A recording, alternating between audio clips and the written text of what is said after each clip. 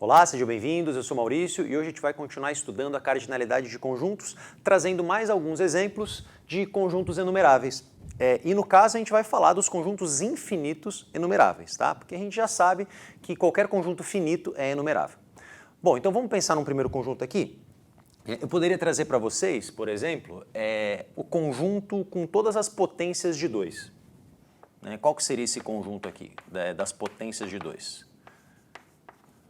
Potências de 2. Vamos chamar esse conjunto de D, tá bom? Claramente vai ser um conjunto infinito, né? E alguns desses elementos, vamos listar aqui, ó. 1, 2, 4, 8, 16. E a gente também teria meio, 1/4, 1/8, né?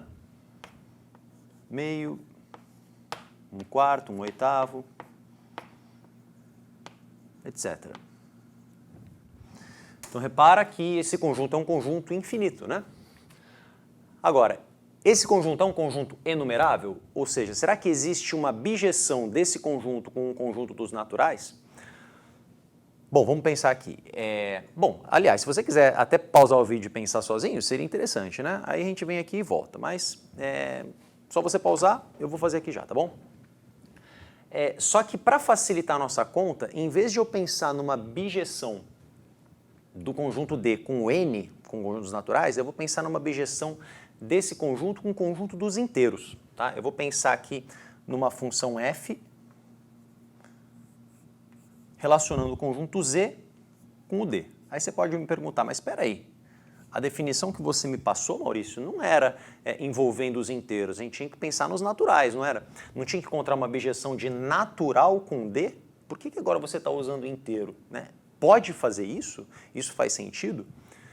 Pois é, né? Eu não estou seguindo a risco que eu falei, mas vamos pensar junto aqui. Se eu já provei para você na aula passada que existe uma bijeção dos inteiros com os naturais, né? Isso já está provado na aula passada, então a gente sabe que para cada elemento aqui do Z, a gente encontra um elemento lá do N e vice-versa, né? Para cada elemento do N, a gente encontra um elemento do Z. Vou chamar isso daqui de uma relação 1 para 1, tá? Para cada um daqui tem um aqui e para cada um daqui tem um aqui e sempre são distintos, tá certo? Então a gente já sabe que existe uma bijeção de Z para N. E agora o que eu vou tentar provar aqui com vocês? Eu vou tentar provar que existe uma bijeção de Z para D, tá? Então eu quero ver se existe algo parecido com isso daqui, ó, né? Uma função que para cada elemento do D a gente tem um elemento no Z e para cada elemento do Z a gente tem um elemento do D. Se a gente por acaso conseguir encontrar uma função com essas características, né? Uma função que relacione um daqui com um daqui e vice-versa, né? Que a gente consiga fazer essa relação 1 para 1, então automaticamente a gente pode concluir que vai existir uma função que leva um elemento do D para o elemento do N. Eu posso pensar em composição de funções, né? Uma função composta. Então assim, eu vou pensar só mais nessa parte aqui visual mesmo, né? Imagino que você já tenha compreendido, né? Não vou me estender muito mais nisso, tá? Então, o que basta a gente notar aqui é que se eu conseguir encontrar uma bijeção para Z, então esse conjunto vai ser numerável. Afinal de contas, o Z já era numerável, tá certo? Então vamos lá. Qual seria uma função aqui, uma função bijetora associando um elemento do Z para o elemento do D? Aqui é muito fácil, né? Aqui a gente pode pensar, por exemplo, na função f de x igual a 2 elevado a x. Essa função com certeza é injetora, tá? Com certeza é injetora, porque a gente sabe que a função exponencial é crescente, e justamente pelo fato da função ser crescente, para cada dois elementos distintos no domínio, as imagens vão ser diferentes. E essa função também vai ser sobrejetora.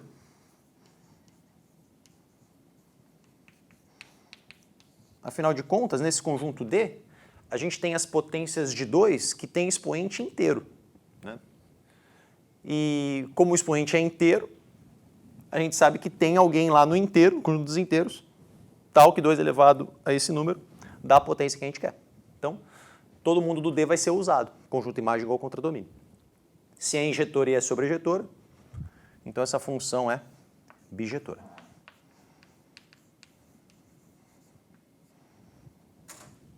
Então, está provado que o conjunto formado pelas potências de 2 é um conjunto enumerável.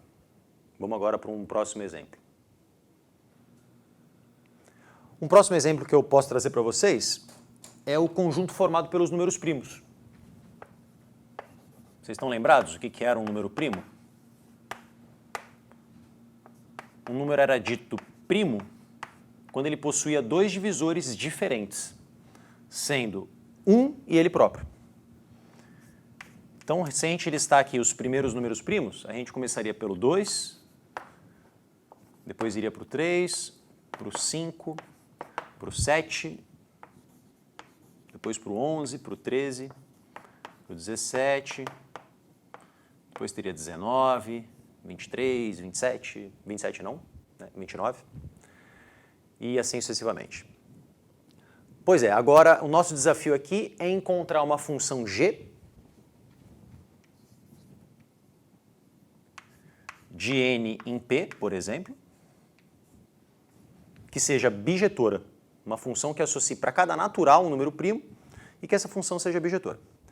Então, nesse momento, eu queria que você pausasse o vídeo e tentasse pensar um pouco sobre isso, né, ver se você consegue encontrar para mim uma função nessas características. A gente volta daqui a pouquinho. E aí, conseguiram pensar? Esse problema é bem mais complicado que o anterior, né? E até me arrisco aqui a dizer que é algo muito, muito difícil de você conseguir encontrar uma fórmula fechadinha, bonitinha, simplesinha, para você associar cada elemento natural dos naturais com os números primos, né? É bem difícil, e caso você tenha conseguido, entre em contato com a gente, que você aí tem um talento muito bom e a gente vai te encaminhar aí para ótimos lugares, tá? Mas vamos pensar aqui, o que a gente podia fazer para associar. Vamos escrever aqui, ó, os naturais aqui embaixo, para a gente associar esses elementos que eu estou colocando aqui agora, os naturais,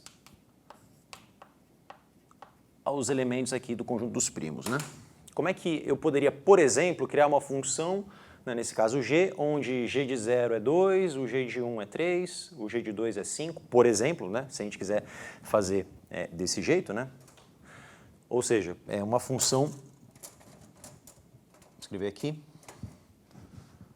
onde g de 0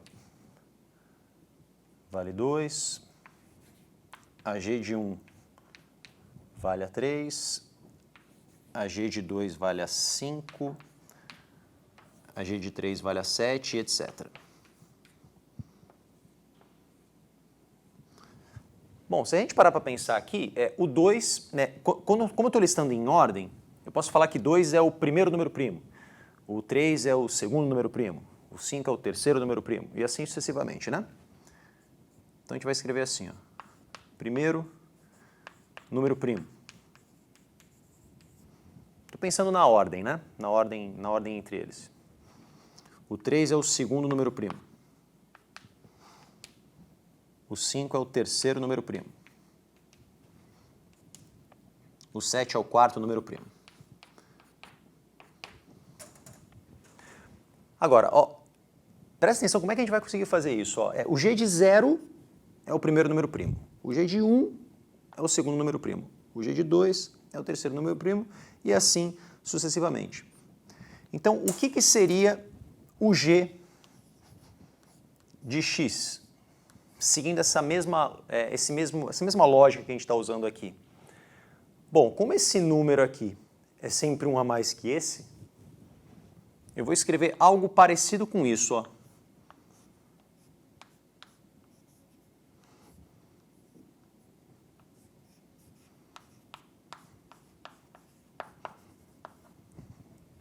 Vê se você consegue entender o que eu quis dizer com isso. Por exemplo, o que seria o G8, G de 8? O G de 8, se eu colocar o x como 8, seria o 8 mais 1, 9, o nono número primo. Tá? O que seria o G de 99? Se eu colocar 99 aqui, vai ficar G de 99 igual a 99 mais 1, 100. O centésimo número primo. Então, a gente pode encontrar a partir daqui o centésimo, o milésimo, tudo mais. E é muito comum aí no meio matemático você ouvir essa expressão aqui, ó. Ah, é o x mais 1 ésimo.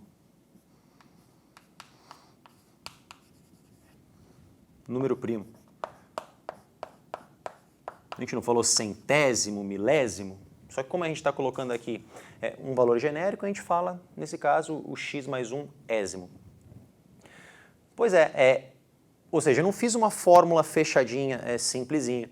Né? Eu estou criando aqui uma lei de formação onde a gente está descrevendo com palavras, né, qual é essa regra de associação entre esses elementos. E claramente essa função é bijetora, não é, gente? Afinal de contas, essa função é injetora, dado dois números naturais distintos. A gente vai acabar pegando dois primos distintos. Né? E todo número primo vai precisar ter uma associação aqui embaixo, né? Porque esse primo está em algum lugar na nossa ordem. Né? E aí é claro que a gente vai acabar tendo um número natural sendo associado a ele. Então essa função é bijetora. Se essa função é bijetora,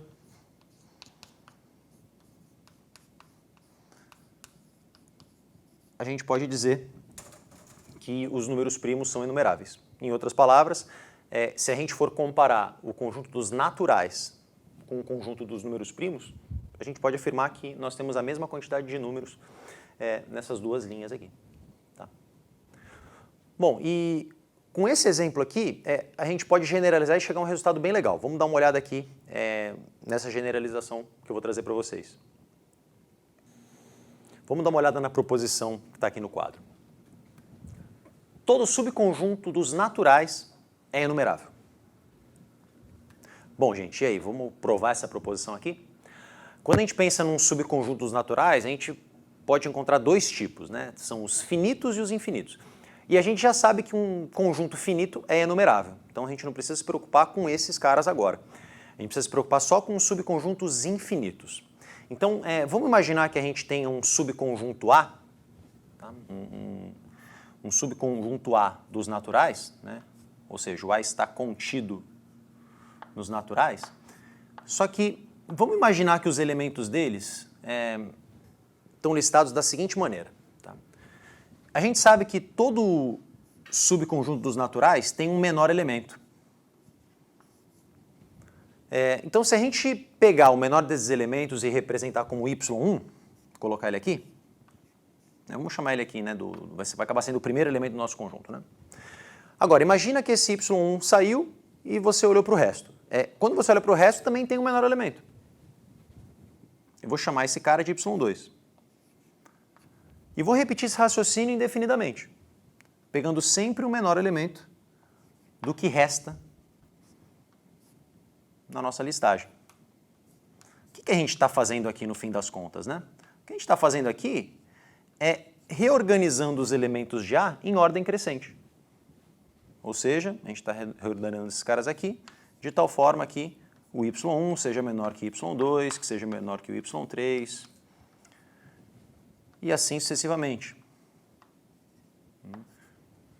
Ou seja, que um certo yn é menor que o yn mais 1, e por aí vai. A gente teve uma atitude parecida com essa quando a gente pensou nos números primos, agora há pouco, né? A gente colocou todos os primos em ordem crescente. Tá legal? Então a gente pensa no conjunto um subconjunto qualquer, com os elementos em ordem crescente, e agora basta que a gente imagine a função h de n em A, domínio natural contra domínio A, cuja lei de formação, h de x, seja yx mais 1. Vamos entender o que está escrito aqui? O que eu estou querendo dizer com isso? Pega aí o menor natural que a gente tem, que é o zero. Né? O que seria h de zero? O h de zero, colocando zero aqui no lugar do x, ficaria y, 0 mais 1, y1. Então o que a gente está falando é que o zero está sendo associado ao y1. Depois coloco 1 aqui agora. y1. O y1 vai ficar igual a y2. Ou seja, o natural 1 está sendo levado para o 2. E assim sucessivamente, né? O 2 está sendo levado para o y3, o 3 está sendo levado para o y4, o 4 para o y5, e assim sucessivamente. Essa função claramente é injetora e sobrejetora, logo, essa função é bijetora. E se essa função é bijetora, o que a gente acabou de verificar é que todo subconjunto dos naturais é enumerável. E com essa prova em mãos, fica fácil a gente provar, né, o que a gente já havia provado, né, que o conjunto formado pelos números primos é um conjunto enumerável. Porque, afinal de contas, os números primos, né, eles podem ser representados por um subconjunto dos naturais. Assim como, por exemplo, os múltiplos de 10. Né, pensando nos múltiplos não negativos, né, 0, 10, 20, 30, 40. Como eles também são representados por um subconjunto dos naturais, esse conjunto, né, esse subconjunto, no caso, é enumerável. Tá legal? Bom, então eu te aguardo nas próximas aulas para a gente dar continuidade ao estudo desse assunto. Até lá!